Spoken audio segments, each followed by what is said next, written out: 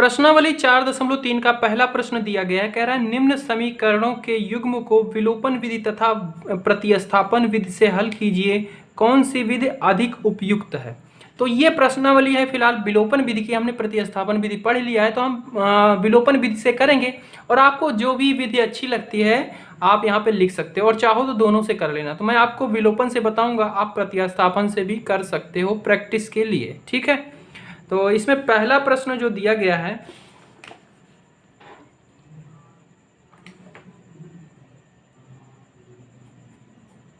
Hashtag class 10 chapter 3 exercise 3.4 का question number 1 है।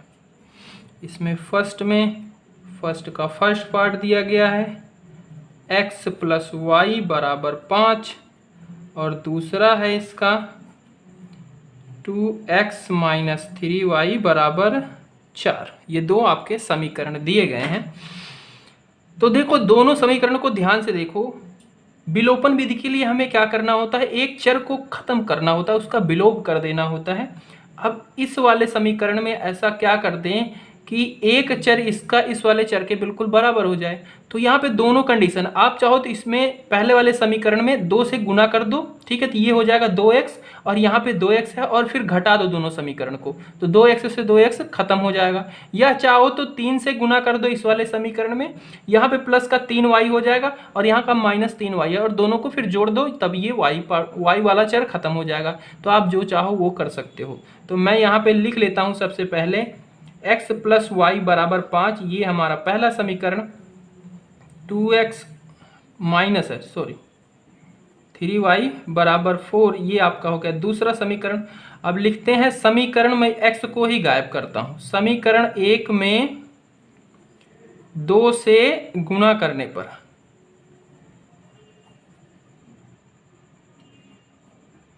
जब हम समीकरण 1 में 2 से गुणा करेंगे तो ये हो जाएगा 2x + 2y = 5 दूना 10, और इसको मान लेते हैं ये हो गया आपका तीसरा समीकरण, ठीक है।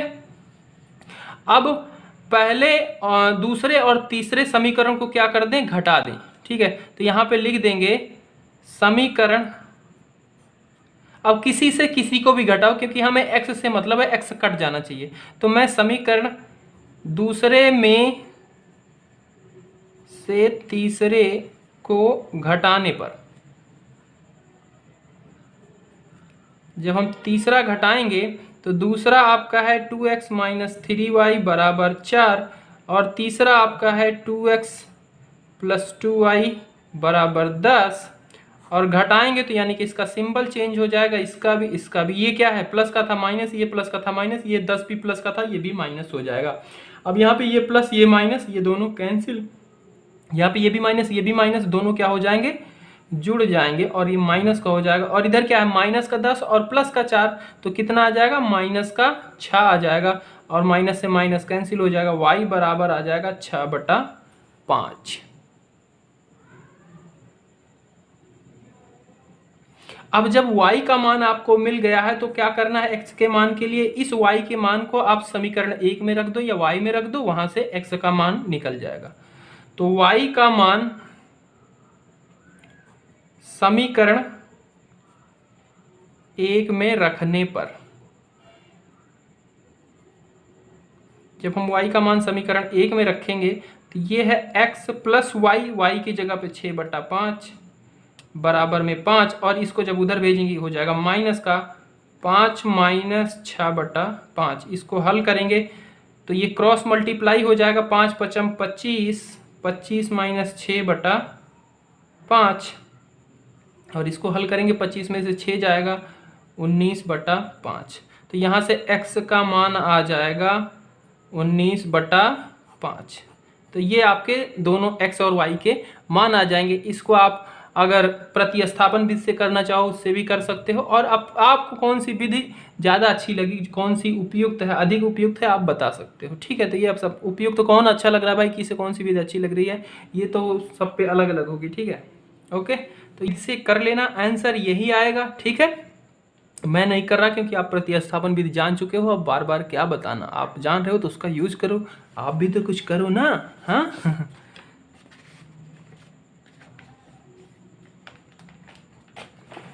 इसका दूसरा पार्ट है, इसमें है 3x4y बराबर 10 और 2x माइनस 2y बराबर 2। ये दो समीकरण दिए गए हैं। तो इसमें हम सबसे पहले इसको लिख लेते हैं। मान लिया बराबर 10, ये आपका पहला समीकरण, 2x माइनस 2y बराबर 2, ये हो गया आपका दूसरा समीकरण। अब इसमें x या y में से एक को आपको गायब करना है, जो चाहो उसे गायब कर सकते हो। अगर x को चाहूँ मैं गायब करने के लिए तो इस वाले समीकरण में 2 से गुना कर दूं, ये 6x हो जाएगा, और इसमें 3 से गुना कर दूं तो ये 6x हो जाएगा, और फिर माइनस कर देंगे कैंसिल हो जाएगा। और अगर देखो y को गायब करना है तो अगर मैं दूसरे वाले समीकरण में सिर्फ 2 से गुना कर दूं तो ये हो जाएगा 4y, और यहाँ पे 4y पहले से, ये दोनों कैंसिल हो जाएंगे। तो यही करते हैं। समीकरण सेकंड में 2 से गुना करने पर, तो सेकंड में जब 2 से गुना करेंगे तो ये 2 दूना 4x हो जाएगा, माइनस का 4y हो जाएगा, बराबर में 4 हो जाएगा, और ये आपका बन जाएगा तीसरा समीकरण। अब समीकरण 3 और 1 को जोड़ने पर, क्योंकि ये वाला तो यही रहा और ये दूसरा वाला बदल के ये हो गया है, तो अब इसको और इसको जब जोड़ेंगे तो ये y कैंसिल हो जाएगा। ठीक है, तो समीकरण 1 और 3 को जोड़ने पर, समीकरण 1 है 3x प्लस 4y बराबर 10, समीकरण 3 है 4x माइनस 4y बराबर 4, और इनको जोड़ना है तो सिंपल ही रहेगा, इसका सिंबल कुछ नहीं चेंज होगा। ये 3x है, ये 4x हो जाएगा, 7x, ये प्लस में है 4y, ये माइनस में है, और दोनों हो जाएंगे कैंसिल, 0 हो जाएंगे, और ये 10 और ये 4 कितना हो जाएगा, 14 हो जाएगा, यानी कि x का मान हो जाएगा 14/7, और यहाँ से आपका x आ जाएगा 2। ठीक है, क्योंकि 7 दूना 14, तो x का मान 2 आ गया। अब इसी x के मान को आप पहले समीकरण में रख लो या दूसरे में, तो मैं यहाँ पे रख लेता हूँ, पहले में ही रख लेते हैं भाई। x का मान समीकरण 1 में रखने पर,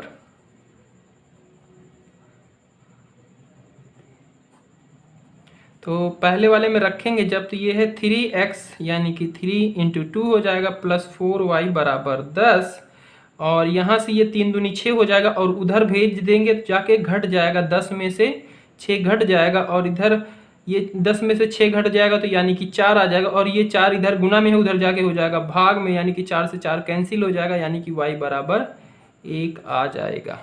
तो ये आपका है विलोपन विधि से। प्रतिस्थापन विधि से आप खुद करेंगे।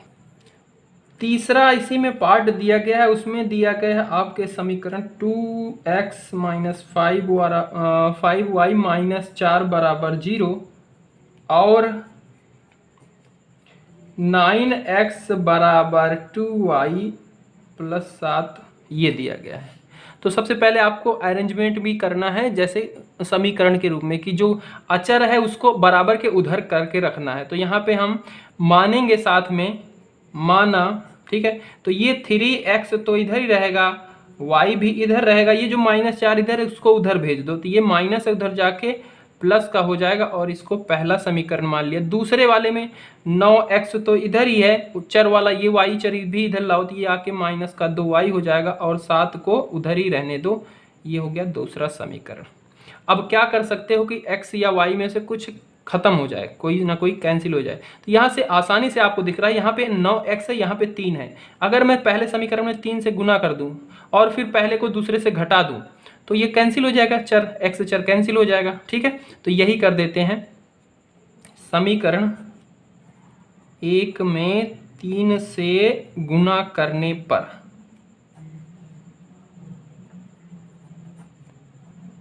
जब इसमें गुना करेंगे तो ये 3 की जगह पे 3 त्रिक का 9 हो जाएगा, और फिर इसमें भी 3 से गुना हो जाएगा तो 5 तिहाई 15 हो जाएगा, और इसमें भी 3 से गुना हो जाएगा तो ये 4 तिहाई 12 हो जाएगा, और इसको मान लेते हैं तीसरा समीकरण। अब क्या करते हैं, दूसरे और तीसरे, क्योंकि इसको गुना करके ये बन गया, तो अब इनको, इसको और इसको क्या कर दें, घटा दें।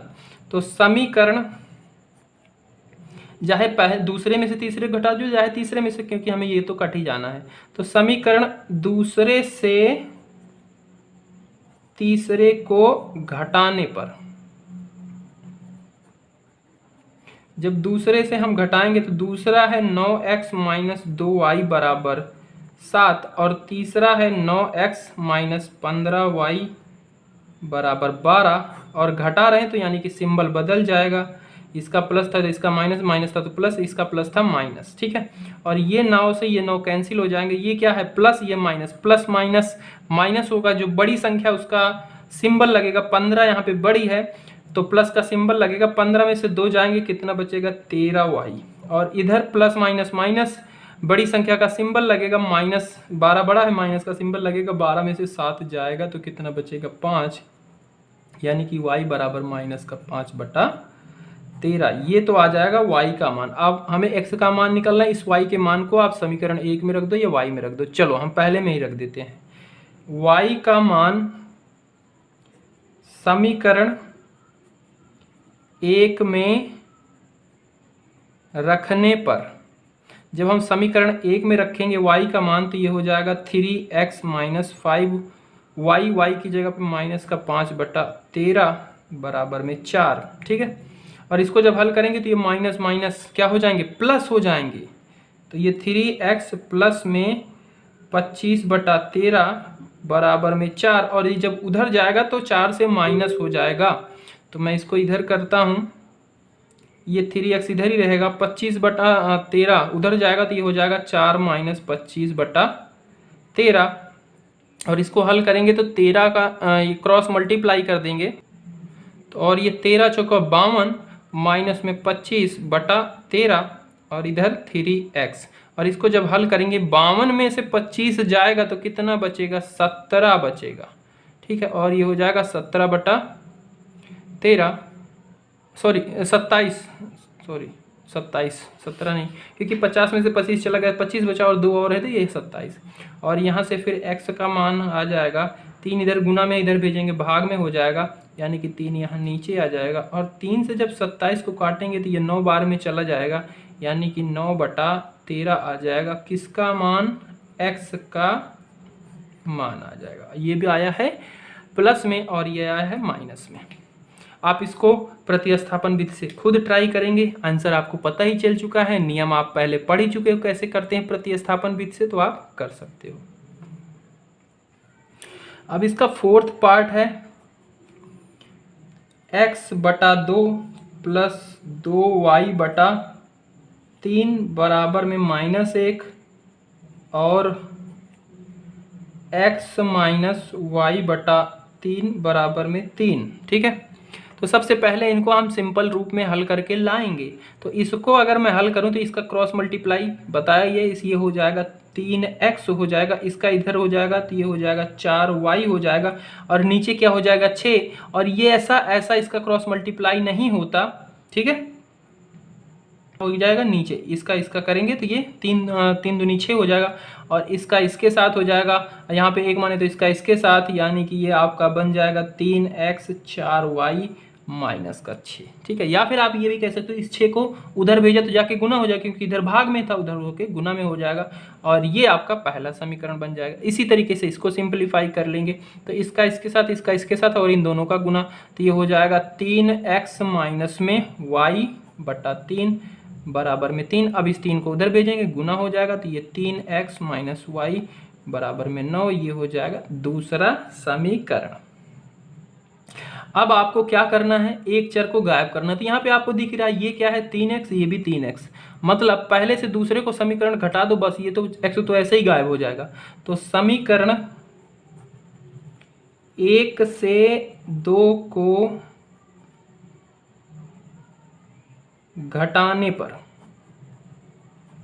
एक समीकरण है आपका 3x 4y बराबर में -6, 3x माइनस y बराबर में 9, ये माइनस ये प्लस ये माइनस, इससे ये कैंसिल हो जाएगा और यहाँ पे ये भी प्लस में ये भी प्लस में, तो ये दोनों जुड़ के हो जाएगा 5y।